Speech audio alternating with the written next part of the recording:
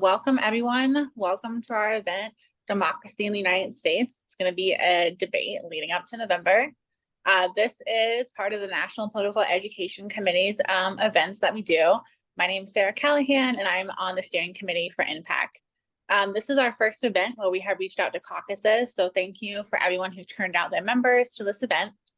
I'm just going to read like a really short blurb about the event.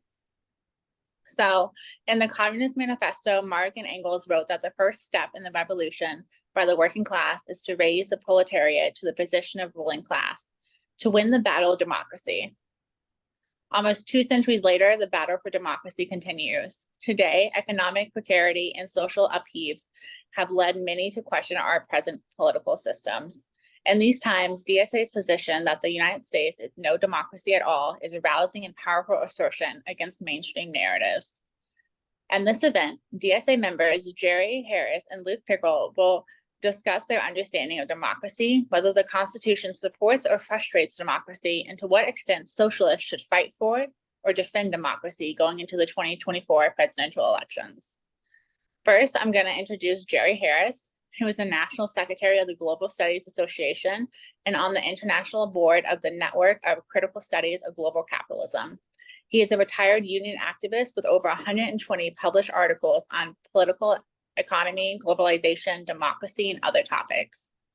His works have been translated into Spanish, Portuguese, Czech, German, and Chinese. His last book was Global Capitalism and the Crisis of Democracy. And then next, I'm going to introduce Luke Pickrell, who is a member of East Bay DSA and a member of Marxist Unity Group. He's written in Cosmonaut and the Democratic Constitution blog and contributed to various discussion in the Why Marx Project. He's also interviewed or co-interviewed several people for Cosmopod about democracy and the US Constitution. So I'm going to jump in and I'm going to have Luke and Jerry both do a presentation for 15 minutes, starting with Luke. Luke, if you want to go ahead.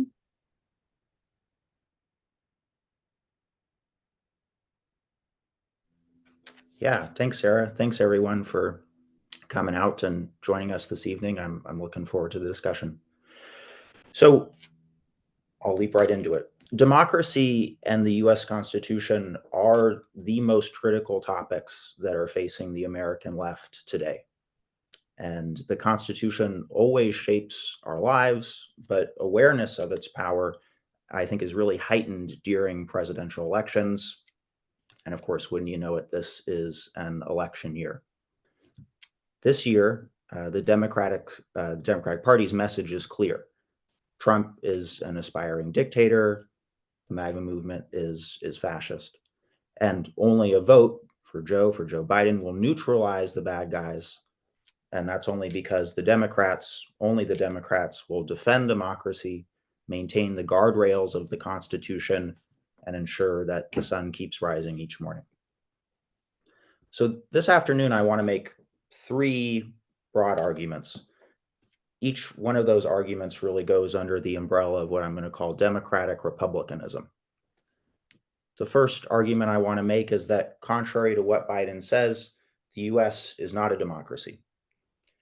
The second argument I'm going to make is that we should care that we don't live in a democracy.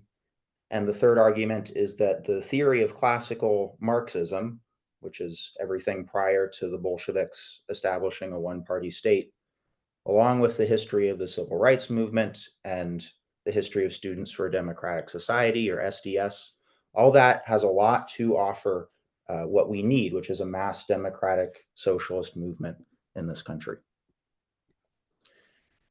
Democratic republicanism is one of 3 perspectives on the American left.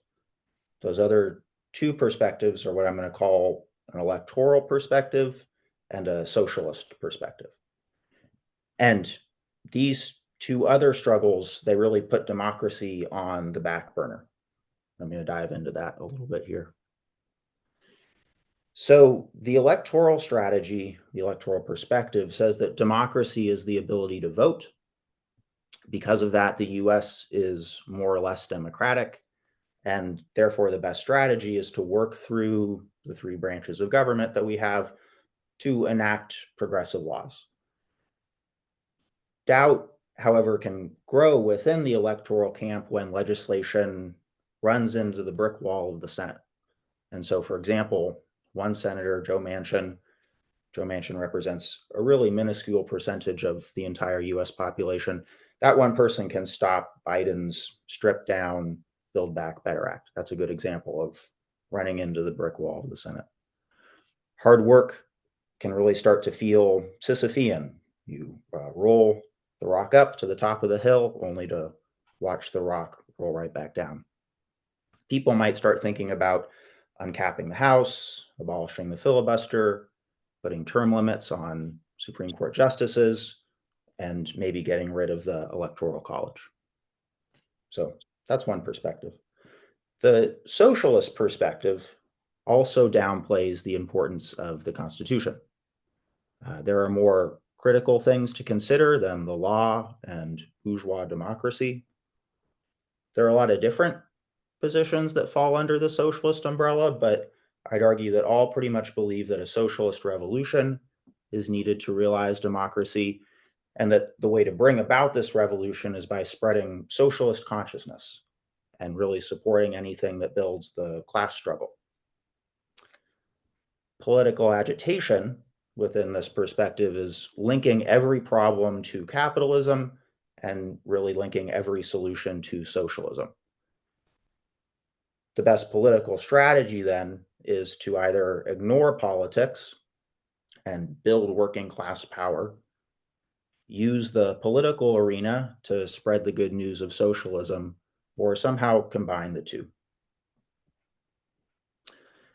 In contrast to those two perspectives, then, democratic republicanism says that the working class must first win the battle for democracy, that a democratic revolution is needed to realize socialism, that democracy is defined as complete and unobstructed political rule by the people, and that a democratic state is one in which total lawmaking power is vested in a unicameral legislature elected by universal and equal suffrage. So those are the three perspectives. In a democratic state, the principle of one person and one equal vote is supreme. And Victor Berger actually, I think, described this principle really well to his American audience in 1911.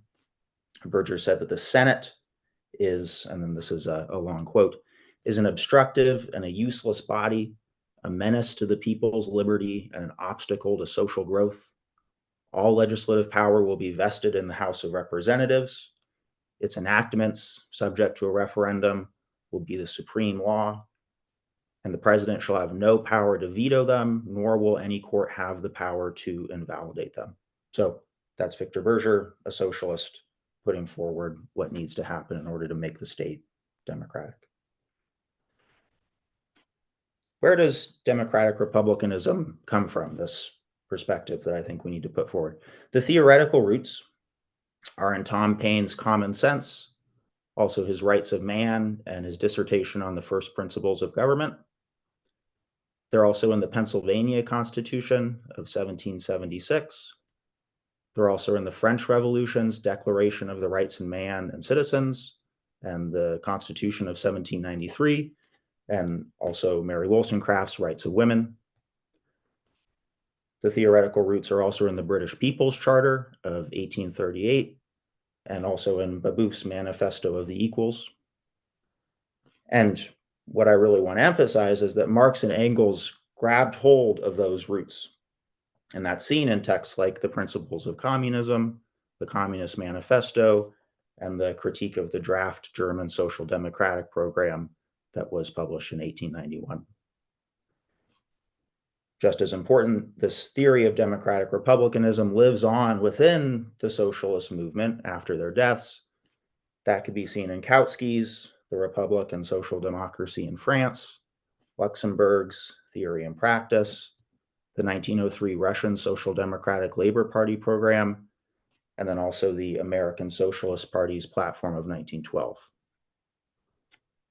In the United States, in this country, the struggle for democracy was really driven back underground by the counter-revolution against Reconstruction.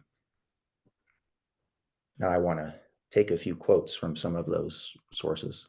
So from Tom Paine, Tom Paine says that the true and only true basis of representative government is equality of rights. Every man has a right to one vote and no more in the choice of representatives. From Marx says the first step in the revolution by the working class is to raise the proletariat to the position of ruling class to win the battle of democracy. Engels, writing just a few years before his death, Engels says, Marx and I, for 40 years, repeated ad nauseum that for us, the democratic republic is the only political form in which the struggle between the working class and the capitalist class can first be universalized and then culminate in the decisive victory of the proletariat.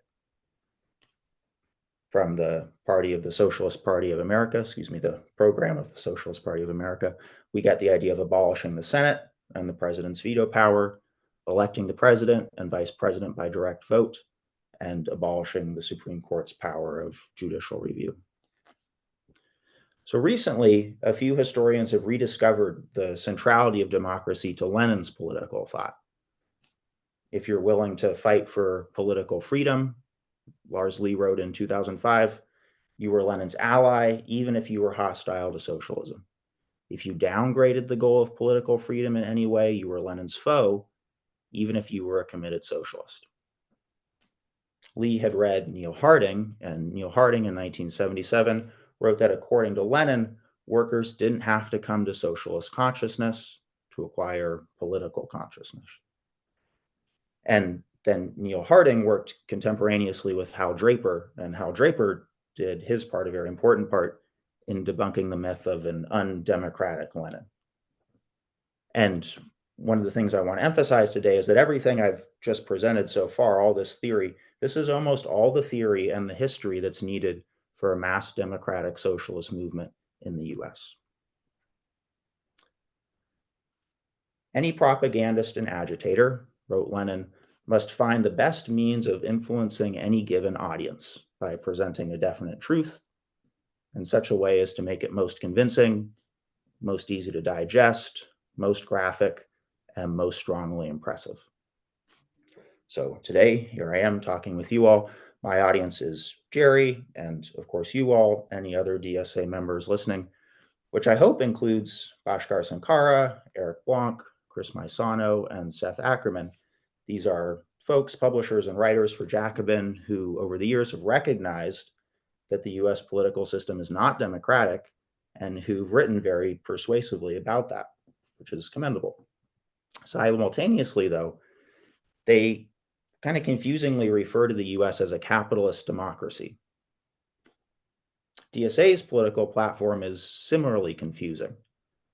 The platform says that the US is no democracy at all, and then at the same time, it says we should strengthen and deepen our democracy.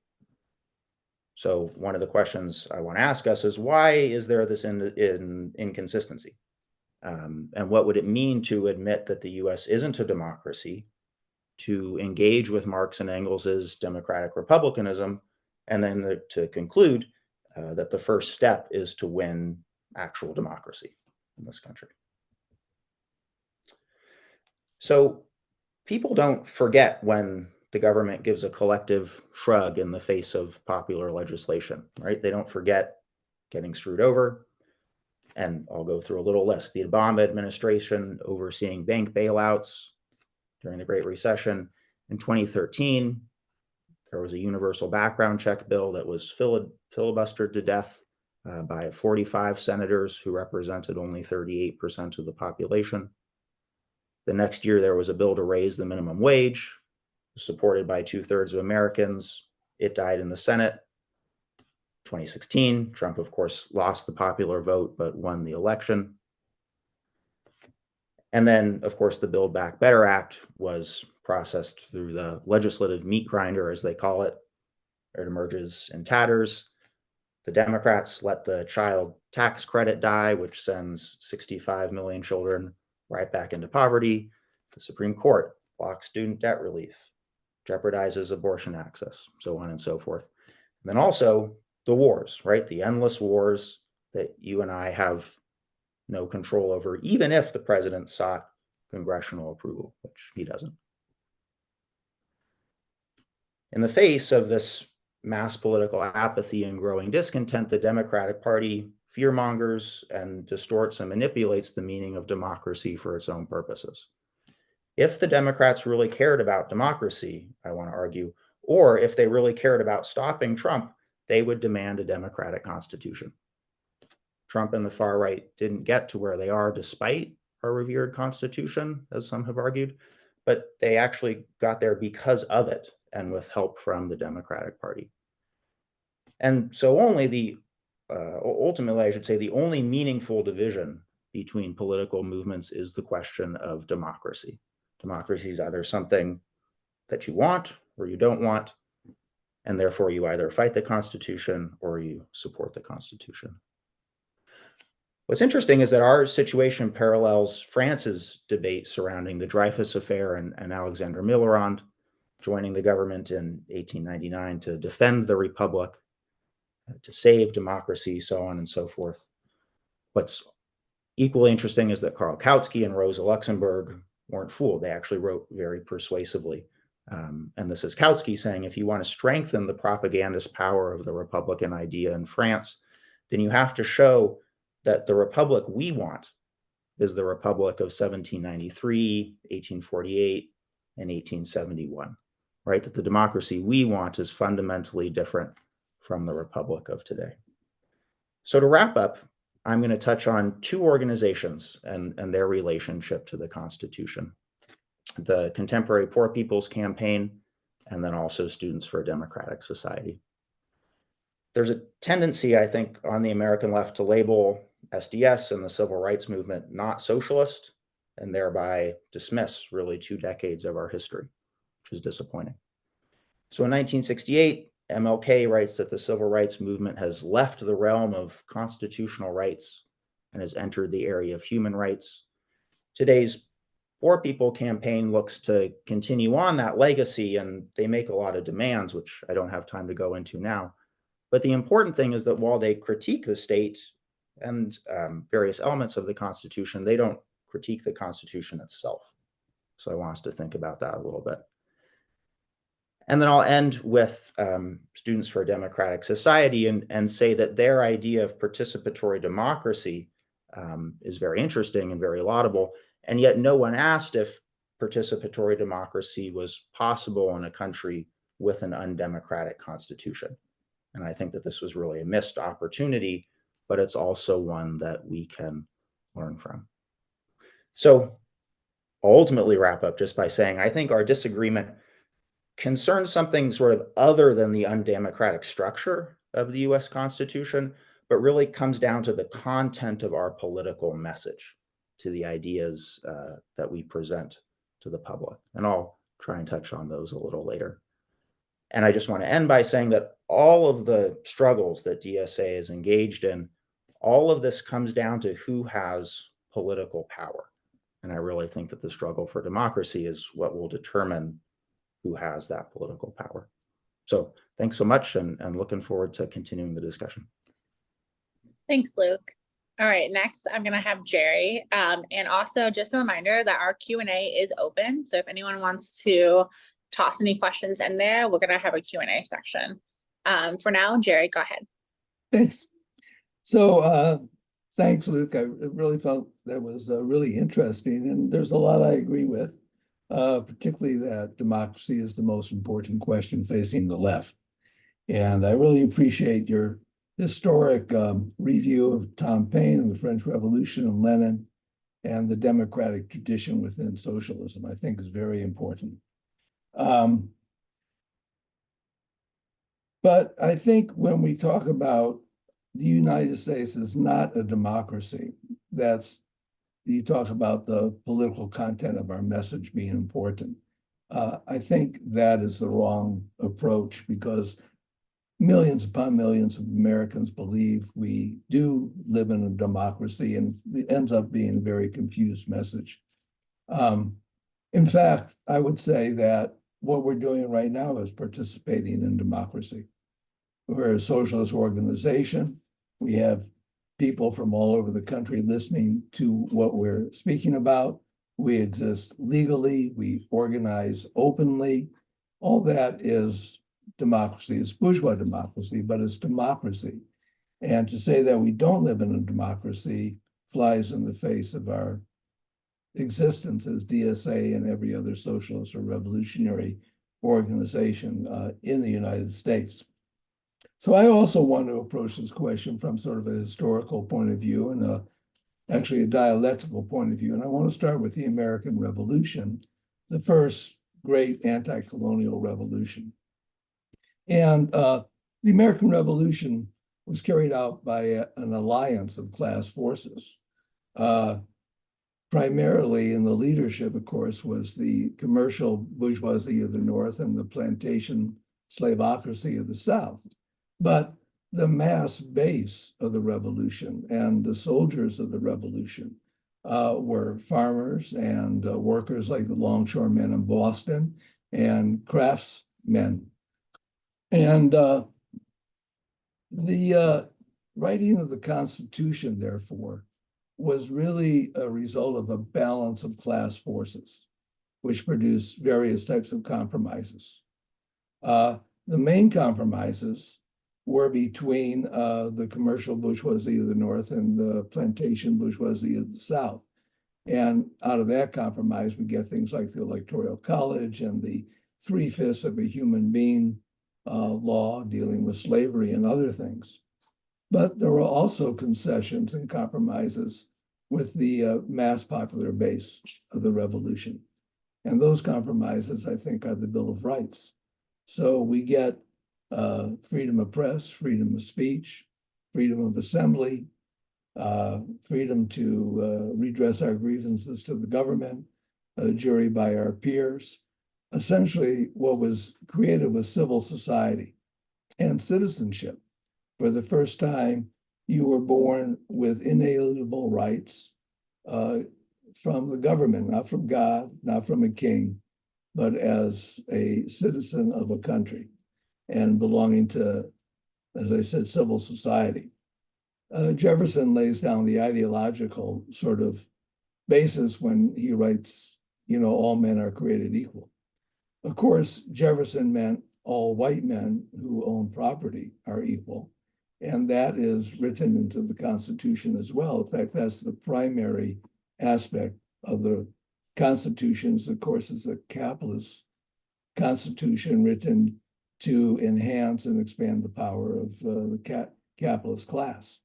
But there's another aspect, the other part of the dialectic within the Constitution that gives us democracy. And in fact, the working class have used that aspect to expand democracy in struggles over the last 250 years, whether it's the labor struggle, the women's struggle, the struggle for the gay movement, the queer movement, civil rights. All those mass movements have used the aspects within the existing Constitution to fight for greater democracy and expand it. That's a contradiction. That's a dialectic between these two historical aspects of what came out of the American and the French Revolution, and the Haitian Revolution, for that matter of fact, too. Now, those popular struggles to expand democracy have always been met with resistance and backlash and violence. That's because the US is an imperialist, racist, patriarchal, and violent society. That's that aspect of the dialectic. That's the primary aspect of what American capitalism is all about. But there's also another aspect, which is the democratic aspect, which gives us a good amount of political flexibility and political rights that we have used for the last 250 years. So I think if you talk to the American people and tell them this is not a democracy, it just puts up a barrier in terms of understanding what the society's content really is and how to fight within it. How does this sort of historic dialectic get resolved? Well, I think there's two possible resolutions between these two aspects that have been in contradiction for the last couple hundred years. One is a neo-fascist authoritarian government, which we can see is on the horizon, based in Christian nationalism and white supremacy and patriarchy, crushes civil society, and establishes authoritarian rule. So that is a very present and real danger. It's always been an aspect in one way or another of American society from the very beginning. And it's always been in contradiction with expanding civil society, expanding mass democracy. It's been a constant struggle. The other aspect of the revolution is our resolution, which would be eventually rewriting the Constitution. That's actually a question of the balance of forces, and I wouldn't want to do that until we had a solid socialist majority in this country. But we need to end capitalism with an eco-socialist, multiracial democracy. Those are the two ways that that historic dialectic is eventually resolved between those struggles. And that's sort of the core of, in many ways, where we are today, struggling between these two choices. I think there's a real difference between fascism and bourgeois democracy. I know this is not what Luke was saying, but I know a lot of people on the left, and this has been a problem ever since I've been around the left as a teenager, of talking about the US as a fascist country, or no democracy, as the DSA as the no democracy. Maybe I could just digress a little bit and a short story here. I traveled for about a year through South America in 73 and 74. I was heading to Chile when the coup d'etat against Salvador Allende and socialist government took place. I was in Southern Colombia at the time. So I diverted to Argentina. And in Argentina, there was a mass revolutionary movement that included all sorts of left groups, revolutionary Peronistas, Maoists, Trotskyists, traditional CP, left social democrats. Everybody was in the streets. Everybody was demonstrating. It was really an exciting time. About 6 months after I left Argentina, the people I had stayed with, the people I hung out with, everybody I knew were underground, were going into exile because of the military fascist coup d'etat. Again, everybody I knew was either killed, tortured, jailed, in exile, or underground. That's the difference between fascism and bourgeois democracy.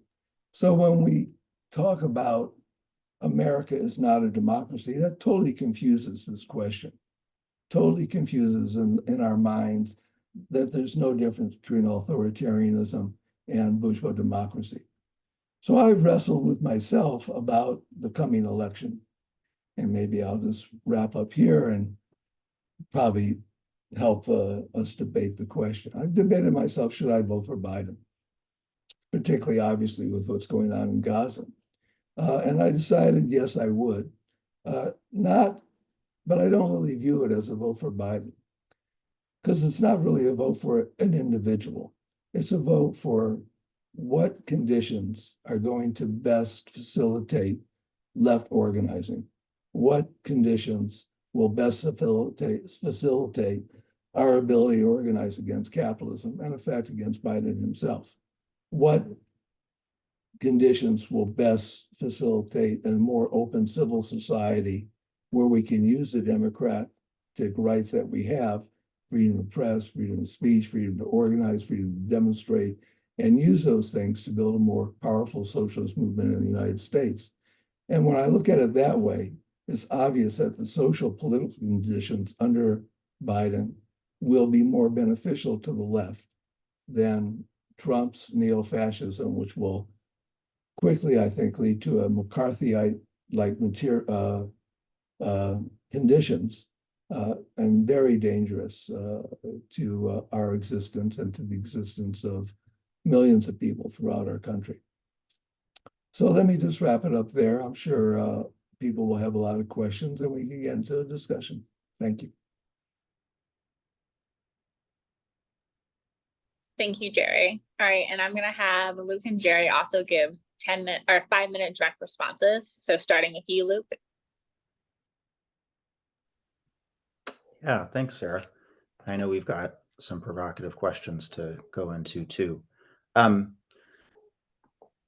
The first thing I want to touch on is this idea of the US being a democracy or not a democracy, and what the DSA has done in its platform when it says the United States, the country that says it is the world's greatest democracy, is no democracy at all.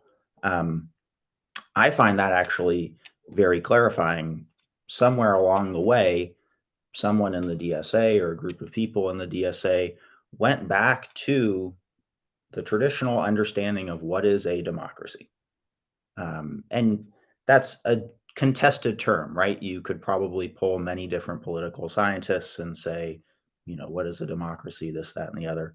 So I think it's helpful to really focus in on what folks have described in our tradition even, and I listed some of them. So a democracy being universal and equal suffrage that elects a group of people into a unicameral legislature, straight from the French Revolution, straight from Tom Paine, and it's in the demands of classical Marxism prior to 1918. So to really put that front and center and say, this is what democracy is. There might be all these other different variations or political systems, but this is what democracy is. And it's this particular type of state that we need in order to carry out a struggle for something else. The other thing that I want us to think about is, how are we going to build a particular movement for anything, right? How are we actually going to get folks going and moving and in action? You know, Jerry mentioned particular conditions that we might need, or maybe what kind of slogans or particular ideas we'd need to kind of get folks active. And that's where I think it's helpful to put up the two other positions out there besides democratic republicanism, being either electoralism or socialism. And I hope to touch on this a little bit later, but one of those things can say, well, the things that we want to get can be ascertained through this existing system. And then I think at the end of the day, you'll have to reckon with always coming up against some obstacle within the Constitution and being unable to explain what's going on. The other thing, or the other way you might attempt to do things, is to build socialist consciousness. So say we need a socialist movement, and therefore we build maybe the kind of innate power within the working class, or we sloganize for socialism. We use the electoral arena to tell people about the good news of socialism. And there it becomes two different things. One, it becomes, I suppose, kind of a judgment call in some senses. Do you think that it's going to be under the banner of socialism, communism, workers' power, that people are invigorated in this country?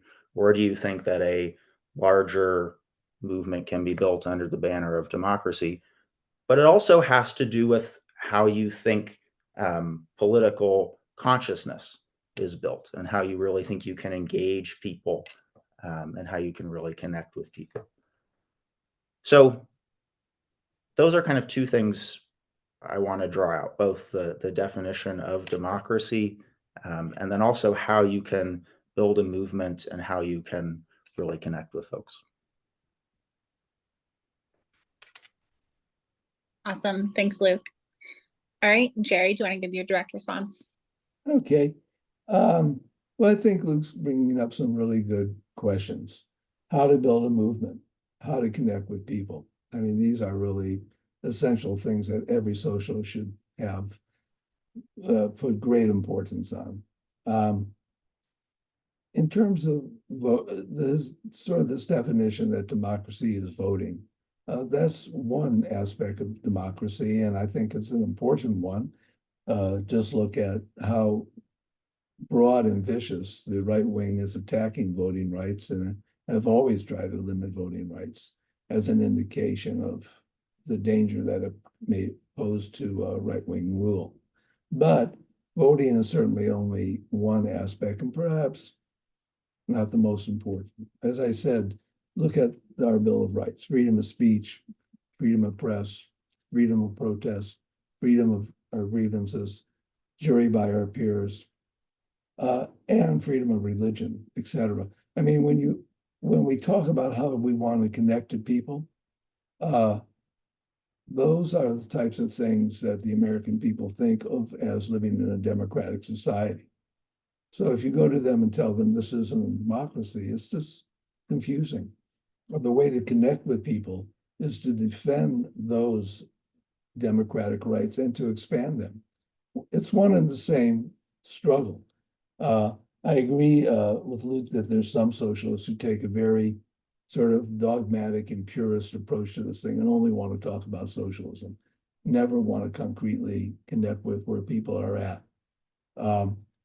And you can't build a movement that way, but you can build a movement by getting down with people in their daily struggles and where they see what's important in their lives and what are the tools they use to defend their interests, such as organizing a union, organizing a community group, organizing through their church, going to a demonstration, going to a picket line, signing a petition, speaking out at the school board.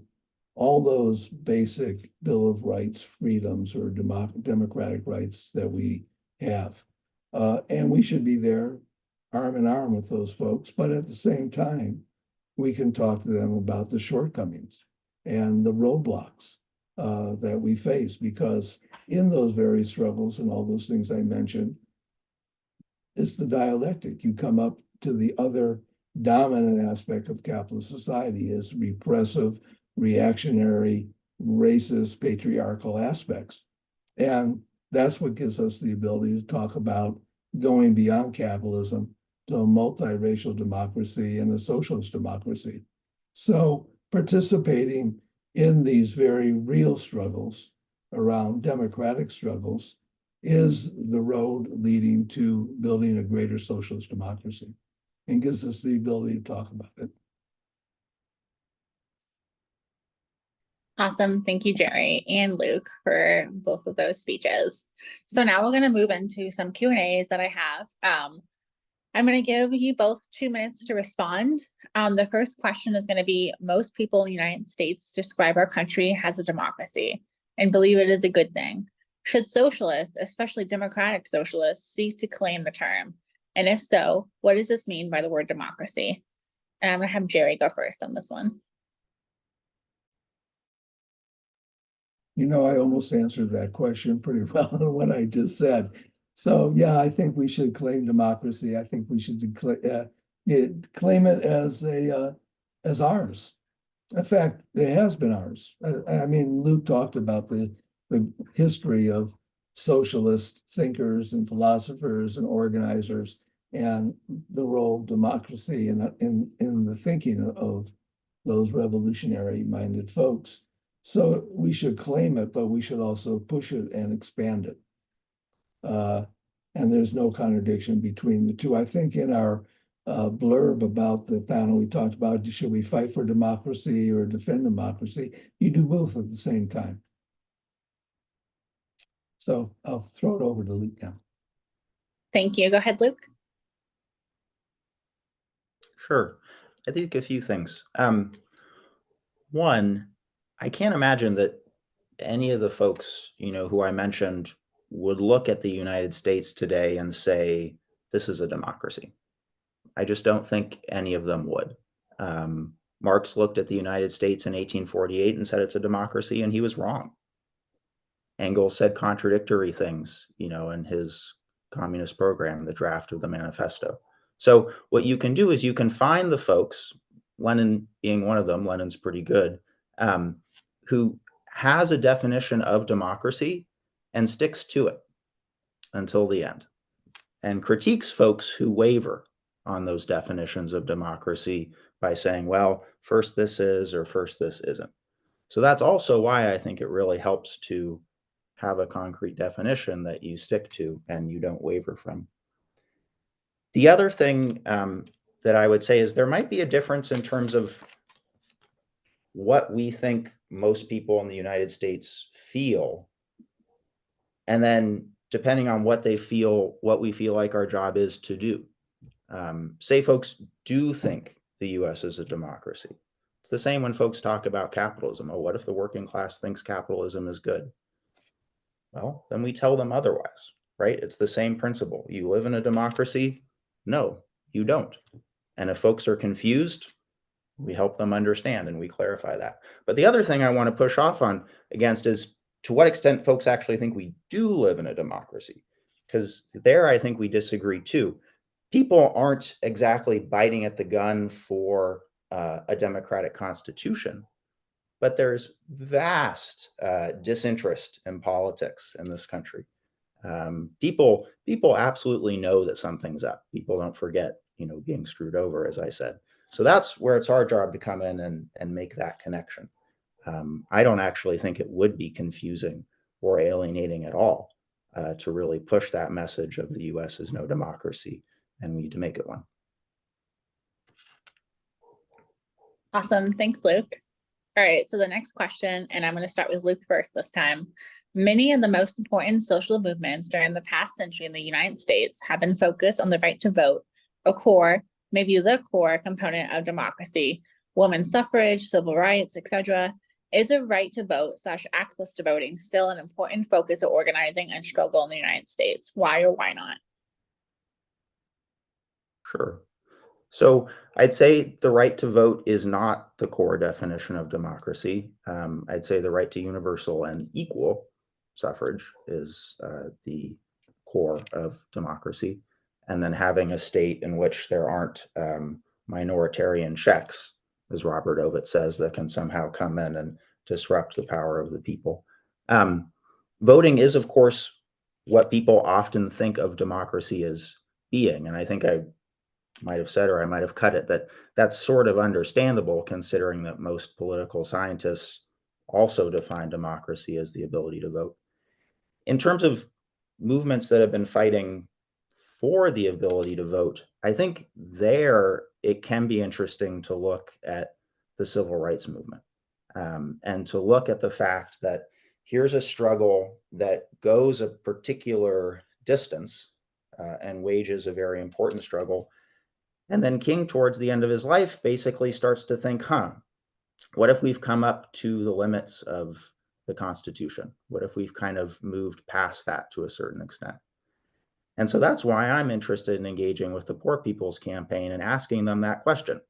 You have these various things that you want within the lineage of those movements. Do you actually think that these things can be accomplished within our existing Constitution? If you do, what makes you so sure? What about all these counterexamples? If you don't, why not say something about the Constitution? All right, thanks, Luke. Up next is Jerry. On Marx saying that the United States was a democracy, I would say he was right. But Marx was a correspondent for the New York Tribune during the Civil War, wrote about 120 columns. And there was some short correspondence between him and Lincoln. And obviously, Marx was a very strong supporter of the Northern cause and for the overthrow of the slaveocracy in the South. I think we're sort of facing a situation like that today with the rise of a neo-Confederacy in America and the need to unite behind defeating the neo-Confederacy in the struggle for the multiracial democracy. When you say we could use the US is no democracy sort of as a slogan or as a mass organizing tool. Well, there is some people who do that today. It's the right wing. It's the MAGA forces. They're the ones who are jumping on the US is no democracy and that the elections were stolen, et cetera, et cetera. So I would be careful about sort of paralleling the mass slogans of the right. With Dr. King, when they started out the struggle against Jim Crow, you could have raised then, is this possible to achieve with democracy? Obviously the victory over Jim Crow, was really a second Reconstruction period, was a great democratic victory, and it changed qualitatively the life of millions of people. There's still miles and miles to go. It didn't end racism in any sense, but it certainly changed the living conditions of millions of people and the horrible conditions that they lived under. What I said before about sort of rolling up our sleeves and getting in these struggles side by side with people around democratic struggles, yeah, it does lead to the next step, right? So as Luke said, then it led to the Poor People's March and more of a class-orientated struggle, economic struggle that King was moving on to. That's exactly where it goes, and that's exactly where we want it to go. We want these struggles to expand and defend democracy to lead to the next barrier. And it's through those processes where we educate about socialism being the necessary step to complete and consolidate these battles for democracy. Yeah. Thank you, Jerry. All right, I have one more question and then Q&A is going to open up. So ask those questions in the Q&A box. We can go ahead and give them to Jerry and Luke. The next question is democracy on the ballot in the upcoming presidential election, as many are saying? And if so, what should DSA and the left also do during the coming 10 months? I'll start with you, Jerry. I would say it is on the ballot. Not in the way we would want it to be, but it's definitely staring us in the face. I don't think there's any way to ignore the neo-fascist movement with its 73 million voter base. I mean, you know, they have a much larger base than we do.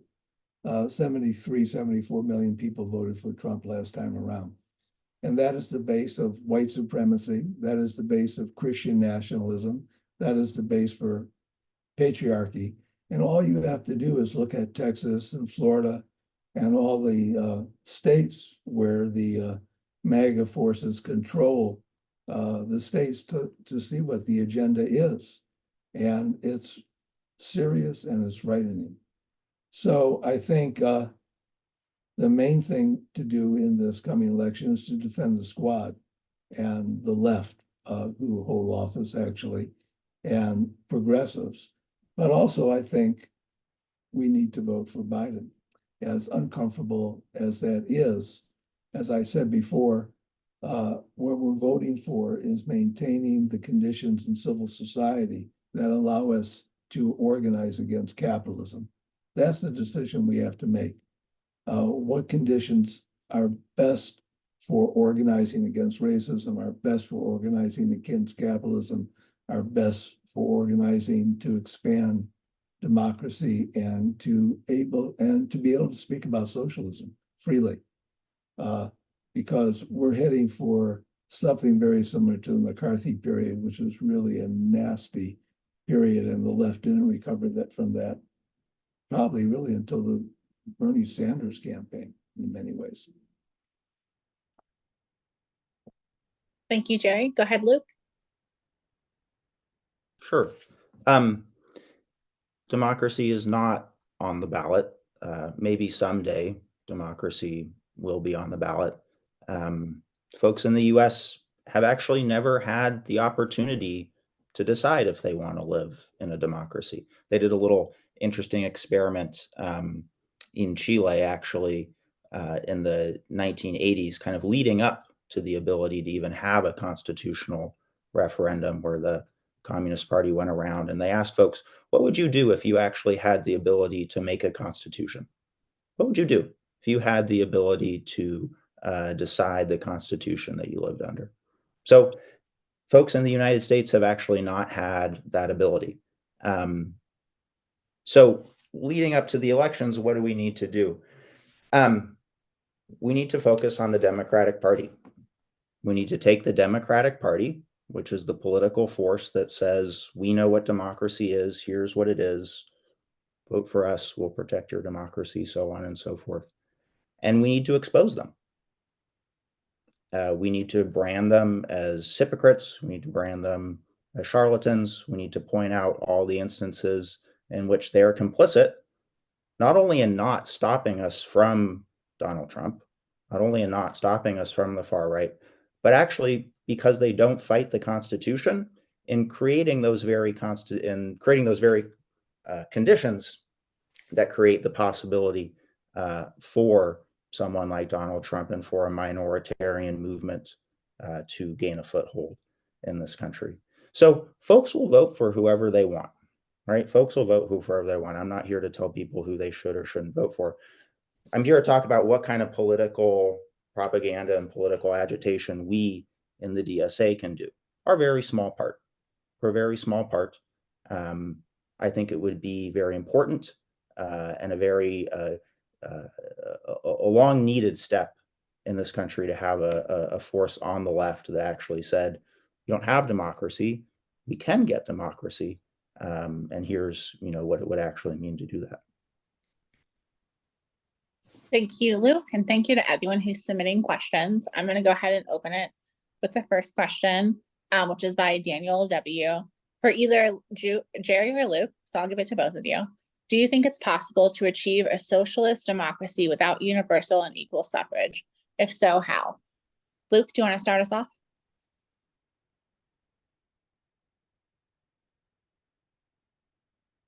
Sure.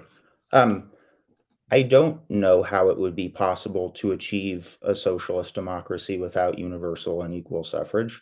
When I say that, it doesn't necessarily mean that I think we can peacefully vote our way into fundamentally changing the economy of this country. But I don't understand how we could democratically change society without universal and equal suffrage. So the struggle to change society goes hand in hand with the struggle for democracy. You can't impose a change of society onto people, nor though can you pretend as if the existing political system, the existing constitution allows us to in any operable way change society.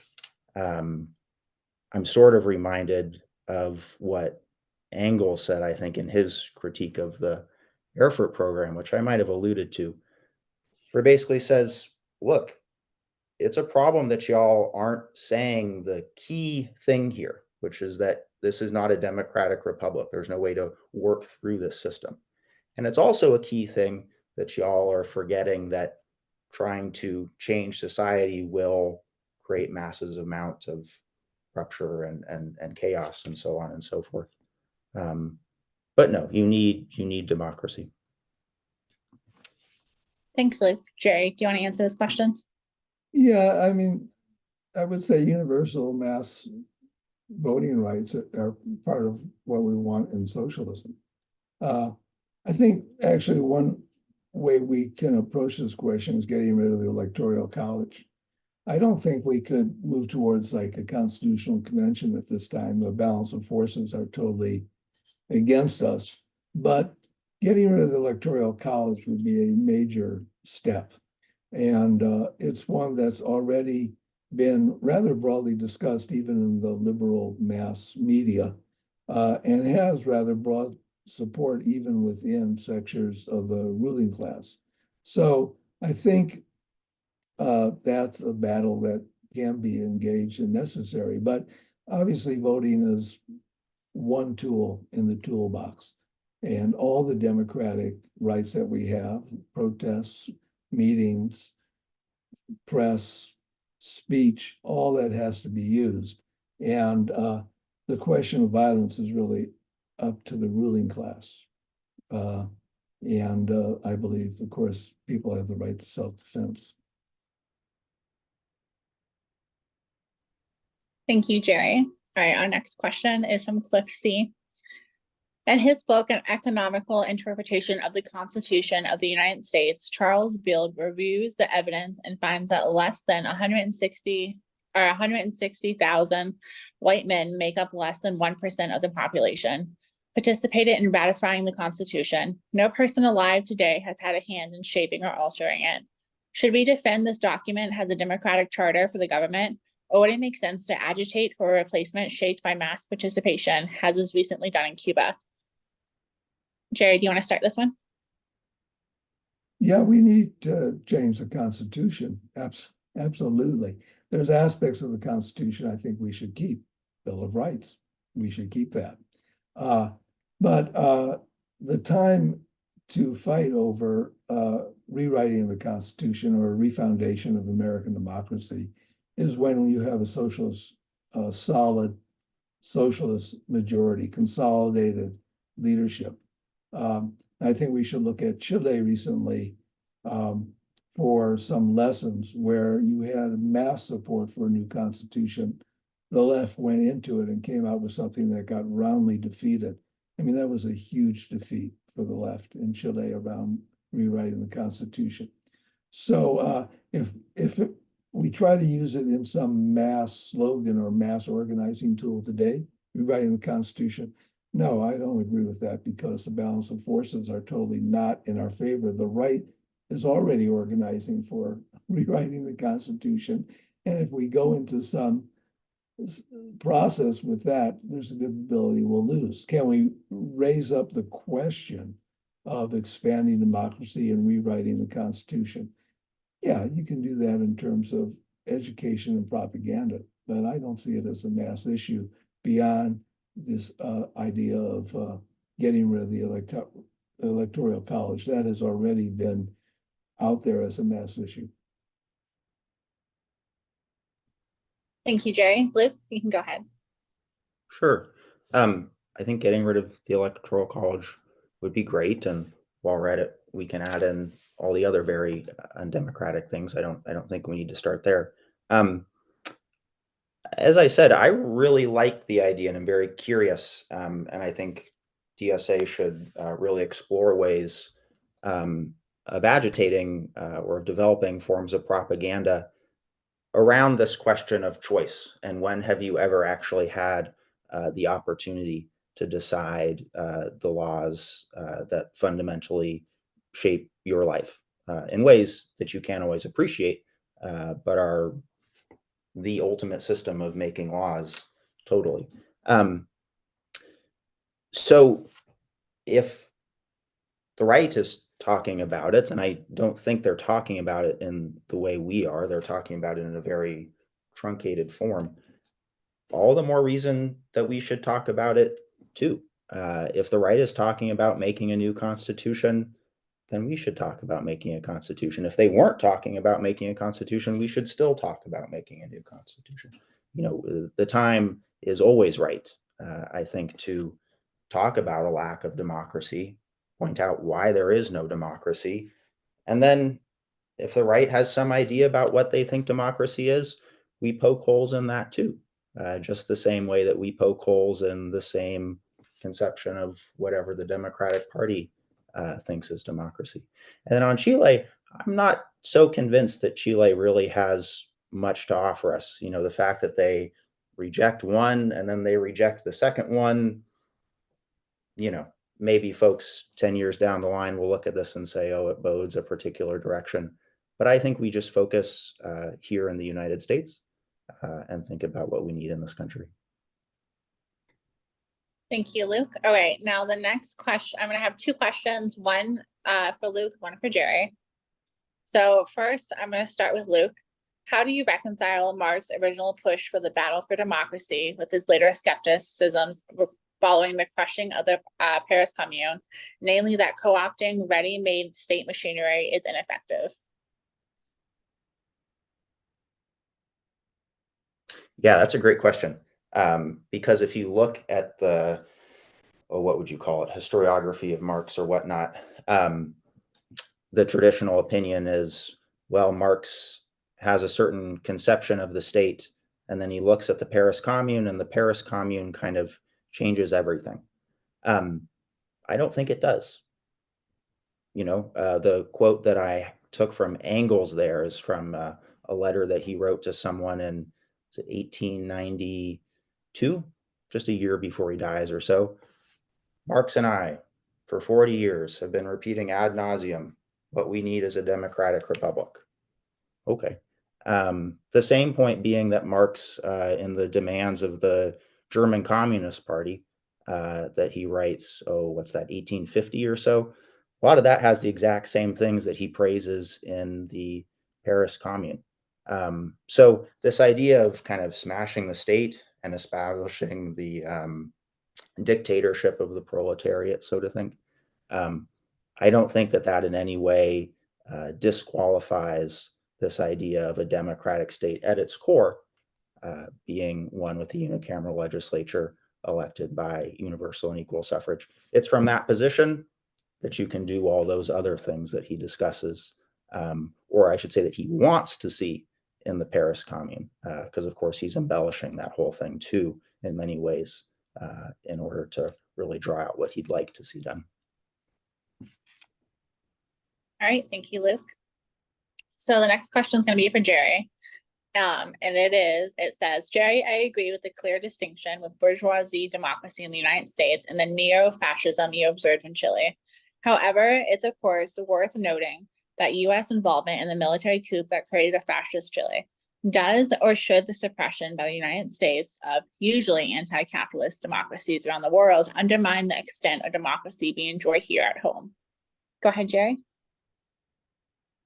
Yeah, the United States is an imperialist, racist, patriarchal, violent society.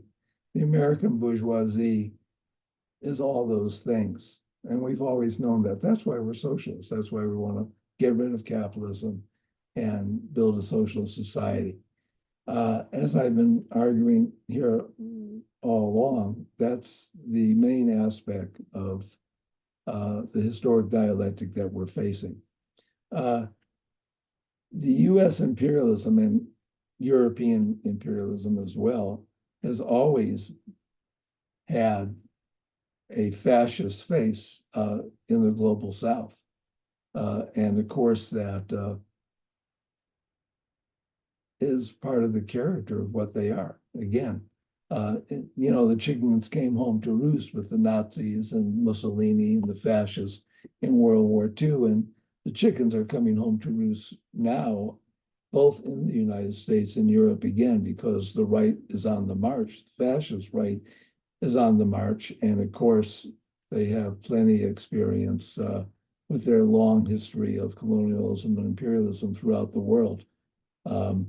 No better seeing in the horrific violence that the Israeli government is carrying out in Gaza at this very moment, and what Russian imperialists are doing in Ukraine. So I'm not arguing that America is some wonderful democratic society. What I'm saying is that democracy is one aspect of the society that we live in. We use those rights every day to organize a fuller democracy and for a socialist future. Awesome. Thank you, Jerry. And thank you to everyone who submitted questions. We don't have time to get to them all, but they were really good. So I'm going to allow both of you guys to go into closing statements. I'll start with Jerry for 5 minutes. Go ahead, Jerry. Well, I've really enjoyed the discussion. Actually, Luke and I have periodically talked about this stuff for about 2 years now. When he was in Chicago, now he's in Oakland. I've always enjoyed it. I think it's a really important discussion for us on the left to have. And as Luke opened up saying, democracy is, the most important question confronting us. I fully agree with that. And I think when you say there is no democracy, it leads logically to the sort of positions that Luke and I have on the election, where our sort of real differences come to the fore, where if you have no democracy, then there's really no difference between Trump and Biden that we have to worry about, because America isn't a democracy. But if you think that there is a democracy in the United States, that there are clear differences between these two camps, and having one or the other in power will make a big difference in terms of our ability to organize. I'm not saying that you vote for Biden because he's a good guy or anything like that. We see what his nature is, what he's doing. What we're voting for is what are the political conditions that allow us to best organize. And it's really that's the question. And the political conditions that allow us to best organize are the most open conditions, the ones that where we could use the existing democratic rights that we have to their fullest extent to push forward the socialist movement and the anti-capitalist movement. And to me, it's clearly that we'll have greater flexibility under a democratic administration than a neo-fascist administration. Thanks. Thanks, Jerry. Go ahead, Luke.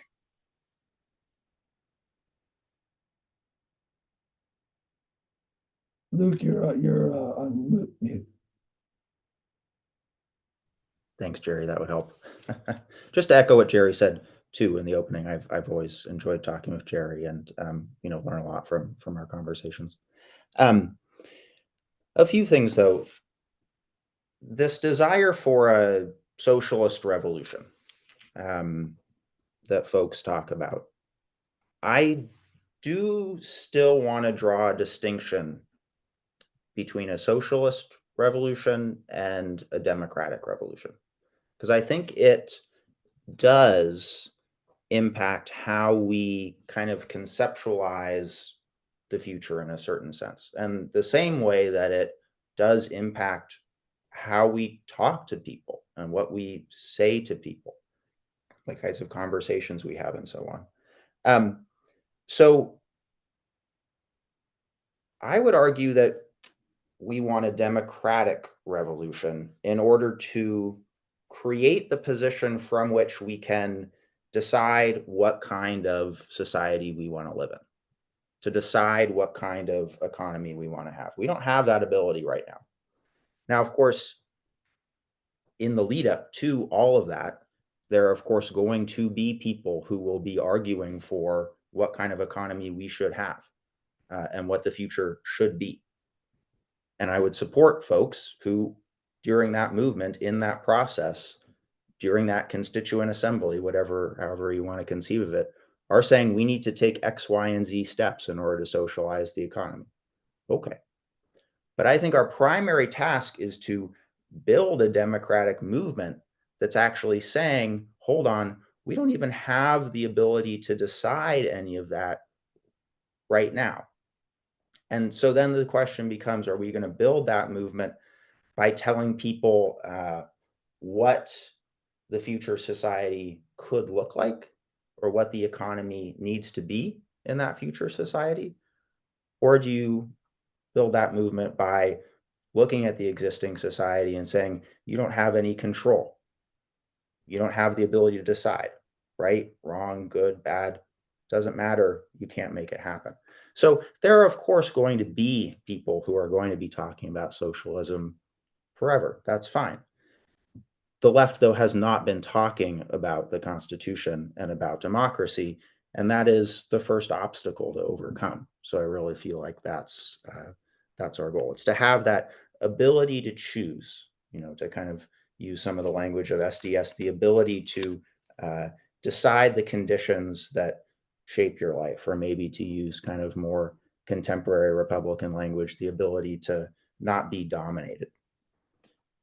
The other thing I want to bring up just to end here is an interesting book by these two guys who, I always want to say their last names are Levitsky and Ziblatt. I've said them so many times now that I make up last names for them.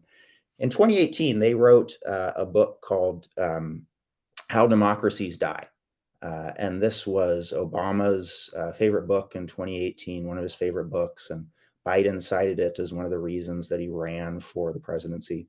They basically said Trump became president despite the guardrails of our Constitution.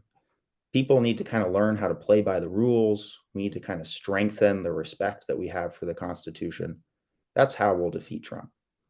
And then you flash forward 5 years and they come out with this book called Tyranny of the Minority, where they basically say, it kind of looks like Trump got into office not despite the Constitution, but because of the Constitution that allows minoritarian movements to take power, obstruct the system, stop popular legislation, so on and so forth. So if we are concerned about stopping an authoritarian MAGA movement, so on and so forth, as the Democrats claim to be, then we should argue for a democratic constitution. If the Democrats cared about stopping Trump, they would argue for a democratic constitution. They would read a book by two Harvard law professors. I only laugh because it seems, so kind of silly in that way. But that's also what I want to bring into this conversation is, okay, how do we stop bad things if that's really our goal? Well, it's only through democracy, right? Democracy would allow us to enact the reforms we need, but then actually allow us to go further into socialism. And then, of course, if you want to talk about democracy, you'd have to talk about the US Constitution. Thank you, Luke, and thank you, Jerry. So that concludes our event. Thank you so much from everyone at the National Political Education Committee. We are so glad that everyone turned out to this event. Your questions were really great. Thank you to both of the panelists. I have dropped the link to the public Slack in the chat. So basically we have our Slack channel for NPEC is open, so you can join and we can keep this conversation and debate going on Slack. Stay tuned because NPEC will also be having an event next month, working with the Trans Rights Bodily Autonomy Campaign Commission as well. So stay tuned for that. And with that, this event is over. So thank you everyone for coming out in solidarity.